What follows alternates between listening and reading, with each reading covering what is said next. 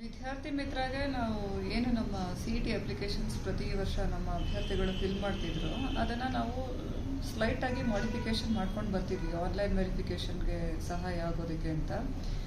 ಈ ವರ್ಷ ಅದನ್ನು ಇನ್ನು ಸ್ವಲ್ಪ ಮಾಡಿಫೈ ಮಾಡಿದ್ದೀವಿ ಮತ್ತು ಅದನ್ನು ಫಿಲ್ ಮಾಡೋದು ಹೇಗೆ ಅಂತ ಅನುಕೂಲ ಆಗಲಿ ಅಂತ ಅವ್ರವ್ರ ಕಾಲೇಜ್ಗಳಲ್ಲೇ ಒಂದು ಗೈಡೆನ್ಸ್ ಥರ ಇರಲಿ ಅಂತ ಪ್ರತಿ ಕಾಲೇಜಿನ ಲೆಕ್ಚರರ್ಸ್ಗೂ ಒಂದು ಟ್ರೈನಿಂಗ್ ನಾವು ನಮ್ಮ ಸಂಸ್ಥೆಯಿಂದ ನಾವು ಕೊಡ್ತೀವಿ.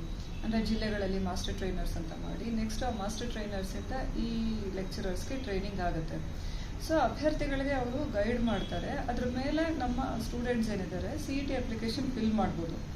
ಈಗ ಪ್ರೀವಿಯಸ್ ಇಯರ್ಗೂ CET ಅಪ್ಲಿಕೇಶನ್ಗೂ ಈ ವರ್ಷದ CET ಅಪ್ಲಿಕೇಶನ್ಗೂ ವ್ಯತ್ಯಾಸ ಏನು ಅಂದರೆ ಮೊದಲು CETಗೆ ಹಾಕಾದ್ಮೇಲೆ ಅಪ್ಲಿಕೇಶನ್ನು ಮೆಡಿಕಲ್ಗೆ ನೆಕ್ಸ್ಟು ನೀಟ್ ರಿಸಲ್ಟ್ ಬಂದ ಮೇಲೆ ಹಾಕಬಹುದು ಆ ಥರ ಕೆಲವು ಅಭ್ಯರ್ಥಿಗಳು ವೆಯ್ಟ್ ಮಾಡ್ತಿದ್ರು. ಈ ಸತಿ ಇಲ್ಲ, ಕಂಬೈನ್ಡ್ ಅಪ್ಲಿಕೇಶನ್ ಇರುತ್ತೆ. ಅಂದರೆ ಇಂಜಿನಿಯರಿಂಗ್, ಮೆಡಿಕಲ್, ನರ್ಸಿಂಗ್, ಫಾರ್ಮಸಿ ಎಲ್ಲದಕ್ಕೂ ಸೇರಿಸಿ ಒಂದೇ ಅಪ್ಲಿಕೇಶನ್ ಇರುತ್ತೆ. ಸೊ ಹಾಗಾಗಿ ಎಲ್ಲ ಅಭ್ಯರ್ಥಿಗಳು ಒಂದೇ ಅಪ್ಲಿಕೇಶನ್ ಫಿಲ್ ಮಾಡಬೇಕು. ಯಾಕಂದರೆ ಲಾಸ್ಟ್ ಟೈಮ್ ನಾವು ಕಂಬೈನ್ಡ್ ಸೀಟ್ ಅಲಾಟ್ಮೆಂಟ್ ಮಾಡುವಾಗ ಬಹಳಷ್ಟು ಸಮಸ್ಯೆಗಳನ್ನ ನಾವು ಎದುರಿಸಿದ್ವಿ. ಎರಡೆರಡು ಥರ ಅಪ್ಲಿಕೇಶನ್ಸ್ ಇರುವಾಗ ಕೆಲವು ಅಭ್ಯರ್ಥಿಗಳು ಮೆಡಿಕಲ್ಗೆ ಒಂದು, ಇಂಜಿನಿಯರ್ಗೆ ಒಂದು ಅಪ್ಲಿಕೇಶನ್ ಹಾಕಿ ಎರಡರಲ್ಲೂ ಬೇರೆ ಬೇರೆ ರಿಸರ್ವೇಷನ್ಸ್ ಕ್ಲೇಮ್ ಮಾಡೋದು, ಕೆಲವು ಸತಿ ನೇಮ್ ಬದಲಾವಣೆ ಆಗೋಗಿರೋವಂಥದ್ದು, ಮತ್ತು ನನಗೆ ಅಲ್ಲಿ ಆ ಥರ ಆಗಿ ಎರಡೆರಡು ಸೀಟ್ ಅಲಾಟ್ ಆಗಿಬಿಡುವಂಥ ಚಾನ್ಸಸ್ ಎಲ್ಲ ಇತ್ತು. ಅದನ್ನೆಲ್ಲ ನಾವು ನೋಡಿ ತೆಗೆದು ರಿಸಲ್ಟ್ ಅನೌನ್ಸ್ ಮಾಡಬೇಕಿತ್ತು. ಭಾಳಷ್ಟು ಶ್ರಮ ಆಗ್ತಾಯಿತ್ತು. ಜೊತೆಗೆ ಈಗ ಅಭ್ಯರ್ಥಿಗಳಿಗೆ ಅನುಕೂಲ ಇರುತ್ತೆ. ಒನ್ಸ್ ಫಾರ್ ಆಲ್ ಅಪ್ಲಿಕೇಶನ್ ಹಾಕಿಬಿಟ್ರೆ ಎಲ್ಲ ಕೋರ್ಸಸ್ಗೂ ಅದೇ ಆಗುತ್ತೆ. ಇನ್ನು ಬರೀ ಕೆಲವಲ್ಲ, ಸುಮಾರು 10,000 to 15,000 ಅಭ್ಯರ್ಥಿಗಳು RD ನಂಬರ್ ತಪ್ಪು ಹಾಕೇ ಹಾಕ್ತಾರೆ.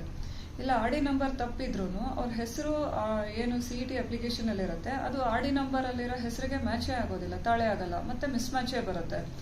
ಹಾಗಾಗಿ ಅಂಥವ್ರಿಗೆಲ್ಲ ಮತ್ತೆ ಇಂಟರ್ಫೇಸ್ ಬಿಡೋದು, ಮತ್ತೆ ಫಿಸಿಕಲ್ ಆಗಿ ಕರೆಯೋದು, ಆ ಥರ ಎಲ್ಲ ಸಮಸ್ಯೆಗಳನ್ನ ನಾವು ಲಾಸ್ಟ್ ಟೈಮ್ ಎದುರಿಸಿದ್ವಿ. ಮತ್ತು ಎಷ್ಟೋ ಕೆಲವು ಜನ ಮತ್ತೆ ಇಂಟರ್ಫೇಸ್ ಕೊಟ್ಟು ಮತ್ತೆ ಇಲ್ಲಿ ಕರೆದಾಗ್ಲೂ ಬರದೆ ಅದಾದಮೇಲೆ ಅಲಾಟ್ಮೆಂಟ್ ಟೈಮಲ್ಲಿ ನನಗೆ ಈ ಥರ ಮಿಸ್ಟೇಕ್ ಆಗೋಯ್ತು ಅಂತ ಬಂದಂಥ ಮಕ್ಕಳೂ ಇದ್ದಾರೆ.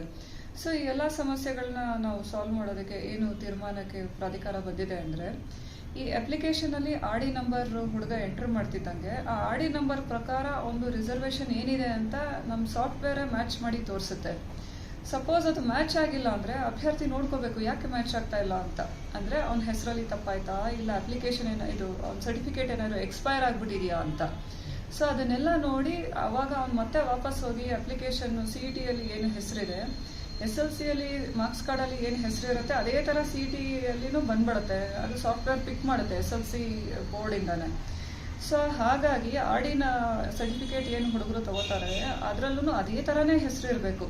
ಸಪೋಸ್ ವಿಕಾಸ್ ಪಾಟೀಲ್ ಅಂತ ಅಲ್ಲಿ ಹೆಸರಿದ್ರೆ RD ಸರ್ಟಿಫಿಕೇಟಲ್ಲಿ ವಿಕಾಸ್ P ಅಂತ ಇರೋದಾಗ್ಲಿ, ಇಲ್ಲ ಪಾಟೀಲ್ ವಿಕಾಸ್ ಅಂತ ಇರೋದಾಗ್ಲಿ, ಆ ಥರ ಇದ್ರೆ ಮತ್ತೆ ಮ್ಯಾಚೇ ಆಗೋಲ್ಲ. ಅದು ವಿಕಾಸ್ ಪಾಟೀಲ್ ಅಂತಲೇ ಇರಬೇಕಿರುತ್ತೆ. ಮತ್ತು ತಂದೆ ಹೆಸರು, ತಾಯಿ ಹೆಸರು ಎಲ್ಲ ಕರೆಕ್ಟಾಗಿ SSLC ಮಾರ್ಕ್ಸ್ ಕಾರ್ಡ್ನಲ್ಲಿ ಏನಿರುತ್ತೆ 10th ಸ್ಟ್ಯಾಂಡರ್ಡು ಅದೇ ಥರನೇ ಇರಬೇಕು RD ಸರ್ಟಿಫಿಕೇಟಲ್ಲಿ. ಜೊತೆಗೆ ಅದು ಸರ್ಟಿಫಿಕೇಟ್ಗೆ ಕೆಲವು ಸತಿ ಎಕ್ಸ್ಪೈರಿ ಪೀರಿಯಡ್ ಇರುತ್ತೆ, 5 years 3 years. ಅದನ್ನು ನೋಡಿ ಅದು ಟೈಮ್ ಆಗೋಯ್ತಾ ಹೇಗೆ ಅಂತ ಅದನ್ನು ನೋಡಿ ಹಾಕಬೇಕು. ಆವಾಗ ಸಾಫ್ಟ್ವೇರ್ ಮ್ಯಾಚ್ ಮಾಡಾದ್ಮೇಲೆ ಅದು ಮುಂದಕ್ಕೆ ಹೋಗುತ್ತೆ. ಇಲ್ಲಾಂದರೆ ನೀವೇ ಜನರಲ್ ಮೆರಿಟ್ ಅಂತಾನೆ ಆಯ್ಕೆ ಮಾಡ್ಕೋಬೇಕಾಗತ್ತೆ, ಆ ಥರ ಸಿಚುವೇಶನ್ನು. ಸೊ ಹಾಗಾಗಿ ಈ ಎಲ್ಲ ಸಮಸ್ಯೆಗಳನ್ನ ನಿವಾರಿಸೋಕ್ಕೆ ಒಂದು ಸಿಂಗಲ್ ಕಂಬೈನ್ಡ್ ಅಪ್ಲಿಕೇಶನ್ನು ಮತ್ತು RD ಇಂಥದ್ದೆಲ್ಲ ಸಮಸ್ಯೆ ನಿವಾರಿಸೋದಕ್ಕೆ ಅಲ್ಲೇ ಹುಡುಗ ನಂಬರ್ ಹಾಕ್ತಿದ್ದಂಗೆ ಮ್ಯಾಚ್ ಆಯ್ತಾ ಇಲ್ಲ ಅಂತ ಅಪ್ಲಿಕೇಶನಲ್ಲೇ ತೋರಿಸುತ್ತದು. ಅವಾಗ ಮಕ್ಕಳೇ ರೆಕ್ಟಿಫೈ ಮಾಡಿಕೊಂಡು ಮುಂದಕ್ಕೆ ಹೋಗ್ಬೋದಿರುತ್ತೆ. ಇದು ಇದ್ರದ್ದು ಕೀ ಫೀಚರ್ಸು. ಇನ್ನು ಪೂರ್ಣ ಪ್ರಮಾಣದಲ್ಲಿ ಈ ವೀಕ್ ಎಂಡ್ ಒಳಗಡೆ ಅದು ಅಪ್ಲಿಕೇಶನ್ ರೆಡಿ ಆಗೋದಕ್ಕೆ ನಾವು ಅಂದ್ಕೊಂಡಿದ್ದೀವಿ, ರೆಡಿ ಆಗುತ್ತೆ ಅಂತ. ಅದನ್ನು ನಾವು ರಿಲೀಸ್ ಮಾಡಿದಾಗಲೇ CET ವಿದ್ಯಾರ್ಥಿ ಮಿತ್ರ ಪ್ರೋಗ್ರಾಮನ್ನು ಕಂಪ್ಲೀಟಾಗಿ ರಿಲೀಸ್ ಮಾಡ್ತೀವಿ. ಎನ್ವಿಸೈಜ್ ಮಾಡಿದ್ವಿ, ಆದರೆ ಇಂಪ್ಲಿಮೆಂಟ್ ಮಾಡೋದಕ್ಕೆ ಆಗಿದ್ದಿಲ್ಲ. ಈ ವರ್ಷ ಮಾಡ್ತೀವಿ. ಅಂದರೆ ಕೋಚಿಂಗ್ ಅಂದರೆ ಅಪ್ಲಿಕೇಶನ್ನಲ್ಲಿ ಏನೇನು ಮಿಸ್ಟೇಕ್ಸ್ ಮಾಡ್ತಾರೆ, ಸಾಮಾನ್ಯ ಮಿಸ್ಟೇಕ್ ಮಾಡೋದೇ ಇದು RD ರಿಸರ್ವೇಷನ್ಸಲ್ಲಿ ಮಿಸ್ಟೇಕ್ ಮಾಡ್ತಾರೆ, ಇಲ್ಲ ಅಂದರೆ ಇನ್ಕಮ್ಮು ಆ ಥರದ್ರಲ್ಲಿ ಏನಾದರೂ ಮಿಸ್ಟೇಕ್ ಮಾಡಿರ್ತಾರೆ, ಇಲ್ಲ ಸ್ಟಡಿ ಡೀಟೇಲ್ಸ್ ಎಲ್ಲೆಲ್ಲಿ ಏನೇನು ಓದಿದ್ದೀವಿ, ಇಲ್ಲ ಕನ್ನಡ ಮೀಡಿಯಮ್ಮ ರೂರಲ್ಲ.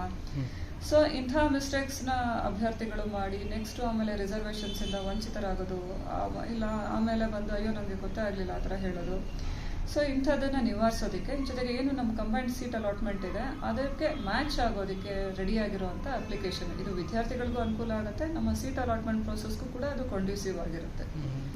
ಸೊ ಇಂಥ ಒಂದು ಅಪ್ಲಿಕೇಶನ್ ಹೇಗೆ ಫಿಲ್ ಮಾಡಬೇಕು, ಸೀಟ್ ಅಲಾಟ್ಮೆಂಟಲ್ಲಿ ಹೇಗೆ ಭಾಗವಹಿಸಬೇಕು, ಅಲಾಟ್ಮೆಂಟ್ ಆದಮೇಲೆ ಇಮಿಡಿಯೇಟಾಗಿ ಎಷ್ಟು ದಿನದಲ್ಲಿ ಫೀಸ್ ಕಟ್ಟಬೇಕು, ಕಾಲೇಜ್ ರಿಪೋರ್ಟಿಂಗ್ ಎಲ್ಲ ಏನು ಅಂತ. ಎಷ್ಟೊಂದು ಜನಕ್ಕೆ ಸೀಟ್ ಅಲಾಟ್ ಆಗುತ್ತೆ, ಅವ್ರು ಏನು ಅಂದ್ಕೊಂಡಿರ್ತಾರೆ ಅಂದರೆ